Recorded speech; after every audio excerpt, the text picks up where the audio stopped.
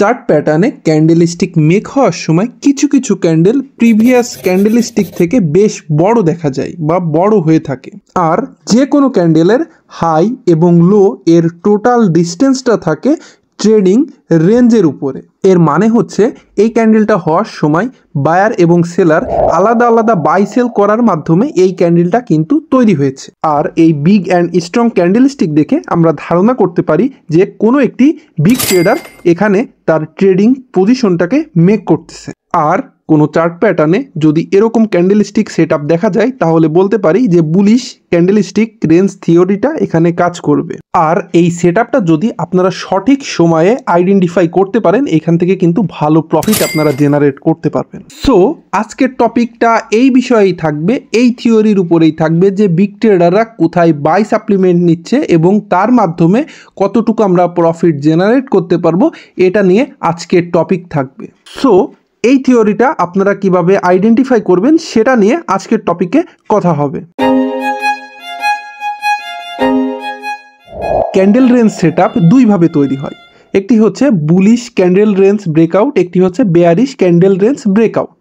তো এই bullish candle range ব্রেকআউটে ফার্স্ট ক্যান্ডেল যেটা হবে সেটা কিন্তু একটি বিগ স্ট্রং বেয়ারিশ ক্যান্ডেল হতে হবে এবং পরবর্তী ক্যান্ডেলটি প্রিভিয়াস ক্যান্ডেলের লোকে ব্রেক করে নিচে চলে যাবে কিন্তু ক্লোজ হবে উপরের দিকে এসে, অর্থাৎ ওই ক্যান্ডেলের কিন্তু শ্যাডোটা বড় হতে হবে নিচের দিকে এবং পরবর্তী ক্যান্ডেলটি একটি স্ট্রং বেয়ারিশ ক্যান্ডেল হতে হবে এবং প্রিভিয়াস ক্যান্ডেলের হাইকে ব্রেক করে ক্লোজ করতে হবে। তারপরেই কিন্তু আমাদের সেটআপটা কমপ্লিট হবে। তিনটা ক্যান্ডেলের অধিক হয়েও কিন্তু এই সেটআপটা কমপ্লিট হতে পারে, এই দিকে কিন্তু আপনাদের লক্ষ্য রাখতে হবে। জাস্ট এই তিনটি ক্রাইটেরিয়া আপনাদের ফলো করতে হবে। ফার্স্টেই কিন্তু একটি বিগ বেয়ারিশ ক্যান্ডেল হতে হবে, এরপর পরবর্তী ক্যান্ডেলের লোয়ার শ্যাডো প্রিভিয়াস ক্যান্ডেলের লো থেকেও কিন্তু নিচে হতে হবে। এরপর যদি আপনারা দেখেন একটি স্ট্রং বুলিশ ক্যান্ডেল মেক হচ্ছে এবং প্রিভিয়াস ক্যান্ডেলের হাইকে ব্রেক করে মেক হচ্ছে তাহলে কিন্তু এই সাইকোলজিটা শুরু হতে যাচ্ছে এবং আপনারা একটি বাই অপরচুনিটি নিতে পারেন। কিন্তু মনে রাখবেন এই প্যাটার্নটা মার্কেটের যে কোনো জায়গায় হলেই কিন্তু আপনারা বাই অপরচুনিটি নেবেন না। এখানে আপনারা প্রাইস অ্যাকশনটিকে অ্যাড করবেন এবং এর সাথে এসএমসি অর্থাৎ স্মার্ট মানি কনসেপ্টটা কিন্তু এখানে অ্যাড করবেন। এরপরেই কিন্তু আপনারা বেটার রেজাল্ট পাবেন এবং বেটার অপরচুনিটি পাবেন উইদাউট এনি লস।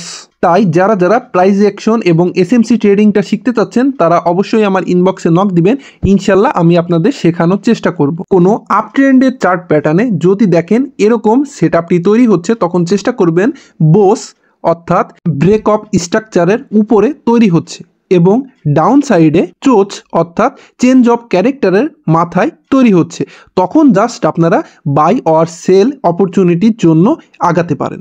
বোচ অর্থাৎ ব্রেক অফ স্ট্রাকচার এবং চোচ অর্থাৎ চেঞ্জ অফ ক্যারেক্টার এই দুইটি বিষয়ের উপর ইনডেপথ ভিডিও তৈরি করা হচ্ছে, তো আপনারা ভিডিওটি দেখে আসতে পারেন। সো ভিডিওটি যদি আপনাদের কাছে হেল্পফুল হয়ে থাকে অবশ্যই লাইক এবং সাবস্ক্রাইব করে দিবেন। সো আজকের ভিডিওটি দেখার জন্য আপনাদের অসংখ্য ধন্যবাদ।